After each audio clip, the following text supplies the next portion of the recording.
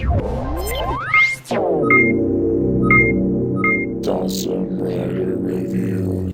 Hey YouTube, Dawson Rider here with a review of the Mighty Morphin Power Rangers The Movie Legacy Figures Wave 2. So, just like, well, they attempted to do with the last Legacy wave of the regular Mighty Morphin Rangers, they split them up into two different waves. But in this case, we actually wound up getting all of them in a fairly normal manner. So the second wave includes the White Ranger, the Yellow Ranger, and the Blue Ranger. Obviously, you can see them in front of you. The last wave was Pink, Black, Red, and Ivan Ooze. Like I just mentioned, you know, the regular Legacy Mighty Morphin figures released separately, but like not everyone was able to get them like that. I mean, if you follow these toys at all, you know they had a really weird release schedule, so I just wanted to point out at the beginning of the review that it's really nice that we actually got all these figures, because if these had behaved the way the old ones did, then we would have gotten like sightings of only this guy or only this guy, and then have them pop up online and we wouldn't have got it normal. So I just wanted to point that out, that that's nice, that we're actually able to complete this wave in a normal manner. Anyhow, taking a very quick look at the box, I'm only going to do one real look at one because they're all the same, and if you watch the other review or have seen them before, you know that they are based off of, you know, the Mighty Morphin Power Rangers, the movie packaging and promotional material. You got this sort of, I don't know, it's like grayish, bluish, not bluish, it's just, you know, the colors they used for the movie. You got the logo up there, this is obviously where the Ranger was.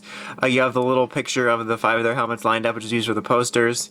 Toys R Us exclusive from the original 1995 movie. You get the name of whatever Ranger it is with like a movie strip thing, and it says movie edition. And on the back, you get a listing of all the things that come with it, and then the story right here. The story is exact same on all the boxes. It says, when Lord Zed and Rita Repulso released Ivan Ooze from the egg in which he had been trapped by Zordon for 6,000 years, he quickly heads out to destroy the command center. With the command center destroyed and Zordon dying, the Mighty Morphin Power Rangers travel to a distant planet to find new powers to help them defeat Ivan Ooze. They meet Dulcia, who bestows upon them the power of the Ninjetti. The team of superheroes heads back to Earth to use their new powers to save Zordon from the world and Ivan Ooze's evil plans. Wait, to save Zordon and the world from Ivan Ooze's evil plans, not save Zordon from the world. Zordon needs protecting from the world. World doesn't like Zordon. Alright, and then they each have an individual profile. I'm just going to very quickly gloss over those. This is Blue Ranger. This says, Billy is super smart, but at times has trouble communicating. He is sweet, good-hearted, and focused entirely on academics. Billy calls on the Blue Ranger powers to command the Wolf Ninja Zord with silence and strength. Alright, so that's Billy's profile. Now let's go ahead and do Aisha's profile, because all the boxes are the same, just different profile. Here's Aisha's. Aisha is full of life, warm, outgoing, and fun-loving. Her energy and cool hip-hop dancing make her stand out at a party. Aisha calls upon the Yellow Ranger powers to command the Bear Ninja Zord with cunning speed. Okay, and then we have Tommy's here, and the boxes are falling open on every one, and it's annoying. So here's Tommy's, and it says, Tommy was the Green Ranger while under the evil spell of Rita Repulsa. I think I got that. Under the spell of the evil Rita Repulsa. You can put evil wherever you want, really. When he began to lose his powers, Zordon bestowed upon him... deemed him worthy... Wow, why am I just making stuff up, guys? Zordon deemed him worthy of the new White... I am terrible at reading. Zordon deemed him worthy of becoming the new White Ranger. Tommy calls upon the powerful Falcon Zord and patrols the sky. There we go, Dawson smart. Now, why do they have to mention the Green Ranger? Now, unless I completely forgot something, but I watched that like a movie a million times when I was little, they never even mentioned the Green Ranger in the movie. So, who knows, maybe the Green Ranger didn't even exist in the movie canon, except for that box that just wouldn't shut up about him. And this box won't close, so it's going upside down. Boom, take that. So I don't know, I mean, I don't think that it's such a really dumb nitpick, but I don't think the bio for the movie needed to mention the Green Ranger. Since every other one literally mentions their Ninja Zord, and this one's like, boom, he used to be the Green Ranger. Remember the Green Ranger? The Green Ranger was cool. Anyway... I feel like I've just gone on about nonsense for 4 minutes. Let's move on. Let's start with Aisha's figure here. So just like the other ones, they did a really good job detail-wise on these in terms of capturing the movie. Oops. Let's have a little trouble focusing. Focus. There we go. They did a really good job. The helmet sculpt looks really good. You got the Sabertooth Tiger Power Coin here. I mentioned in my other review that I wish that either they had swappable coins, so you could swap it between this and the Ninjetti coins, or just gone straight up for the Ninjetti coins. Same thing here with the Morpher. It's neat that they actually have enough detail that you can see it, but I kind of wish it was the Ninjetti ones. As I mentioned, mainly because everything we've gotten the past few years, movie or Mighty Morphin wise, has all been about the stupid original dinosaurs, and it would have been nice to have it differentiating. Plus, the boxes specifically call out the Ninjetti Zords. But anyway, other than that, that, the rest of the figure does have a very, armor detail, just like the ones doing the movie. It looks very good. She has two accessories. She comes with this little, like, blaster. It's like a version of their blaster, but it's always closed. Each one of them gets it, and then the holster, which you attach on there. And then she does have an alternate head here, which is like the headlights. Here, she kind of looks like a weird frog thing because of the way it looks, but her special skill was the lights on her helmet. So you do get that, which is really cool. Red Ranger also had his scanning one. The articulation for her is the same as Kim's. You get in and out movement, swiveling at the arms, single elbow joint, swiveling here at the fist. No swiveling at the waist, though. Unless it's, like, super hard. Nope, no swiveling at the waist. Creepy 360 head movement, up and down movement slightly. A nice little joint here on her leg. Single knee joint, some swiveling. You got this little ankle joint here, which is nice for some solid range of motion. So very well articulated. I mentioned in my review of the previous wave that I didn't have any loose joint problems. Unfortunately, that doesn't hold true here. Her joints aren't so loose that when I do this, they move around too much, but her arms are definitely looser feeling than the other ones, and that tends to happen. It's definitely not a deal breaker. Like, I'm not here saying, you know what, I take back my recommendation, don't buy these and take back the other ones because the joints are loose. But the loose joint thing is out there. I haven't done a consensus on people, but I'm assuming that there has been people that have gotten some with some slightly loose joints. It just kind of happens, so I just wanted to point that out. Alright, now here we have the Blue Rangers, who also looks pretty cool. His helmet, I mean, obviously their designs are all the same, essentially, as their core designs, but I think his is one of the more distinct because the movie helmet is much thinner. It's just kind of like a skinnier helmet compared to the regular Mighty Morphin Blue one, and I think it looks pretty cool in my opinion.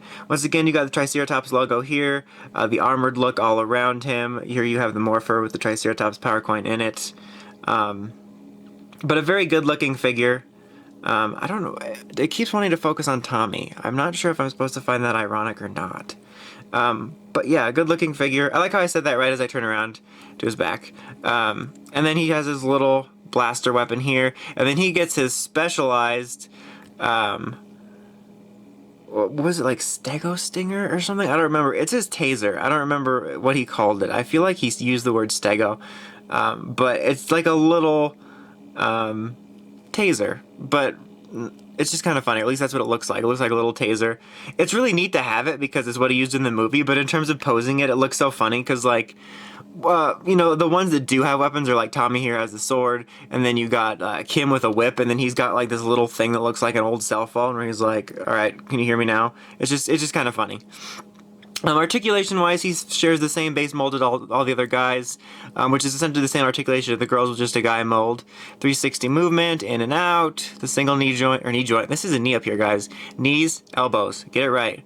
Swiveling, nice joint at the leg, the knee joint here. See, now I got it proper. Ankle joint, no swiveling at the waist, even though he's a guy. I don't know why that seems sexist. But 360 movement at the head. So same articulation, and fortunately, Billy does not have any loose joint problems. In fact, I was about to say he's pretty tight, but now I just said that anyway. But, like, no loose joint problems with Billy, okay? Let's not get weird. Too bad I already did. Alright, now here we have Tommy, which the White Ranger suit has always been a favorite of mine, and the movie White Ranger suit is probably my favorite. His helmet also is pretty distinct. Not pretty distinct, but it's definitely differentiated from his core helmet. It is a little bit more... I guess his is a bit more slender too, but I'm trying to figure out a way to describe, like, his like eyes are very pulled in. They're a lot more angular here. It's definitely different if you take a look at it next to his regular movie helmet. It's almost like as if the White Ranger helmet got plastic surgery and they just tightened up the skin on his face, except instead of the skin, it's the helmet. But it's very good looking. He's got a little bit different design than the other Rangers because he's got like the chest armor. So here you have the sort of armored piece. You have the White Tiger power coin. These little things here that are part of the armor actually come off, which is cool. I'll show some of that in a second. You got his little belt here again with the White Tiger power coin. Same articulation as all the others. It's a very good looking figure. It's a really cool figure. Tommy has no loose joint problems either. Actually, Aisha's the only one I've had problems on. And then you get a really nicely detailed Saba sword here, which looks really nice. You even have the eyes on there. Just really good looking sword. You have a little peg here, so that you can, which side is it? Is it this one? Yeah. So you can attach it here on the side if you want, which is simultaneously nice and annoying because it's nice to be able to display it that way, but if you want them holding it, I hate when it has like a little knob sticking off of it. But yeah, these can come off.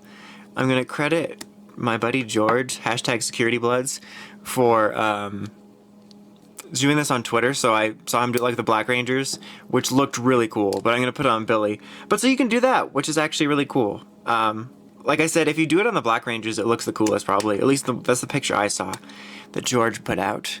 A lot of people might not know who George is, but you should. Yeah, it looks really cool. That's just kind of a neat little extra thing I didn't even think about. I didn't even know it was going to be able to do that, actually. But yeah, very, very cool. Really nice figures. If you watched my other review, you know I said a lot of nice things about them. And the same holds true here. I think they're really great figures, really nicely detailed, good articulation. I mentioned a lot in the last review that it's really neat to actually have figures from this movie since we never really got proper ones. So I can definitely continue to recommend them. The one loose joint thing on Aisha is definitely not a reason to not recommend them, considering out of the 7 figures I have, she's the only one with loose joint problems. I just wanted to be made aware that that's a thing. But anyway, highly recommended. That's about it. Until next time, make sure you check out the Crazy Podcast at WritersRangersRambles.com. And of course, don't forget to like, comment, and subscribe. Until next time, Dawson Rider, signing out.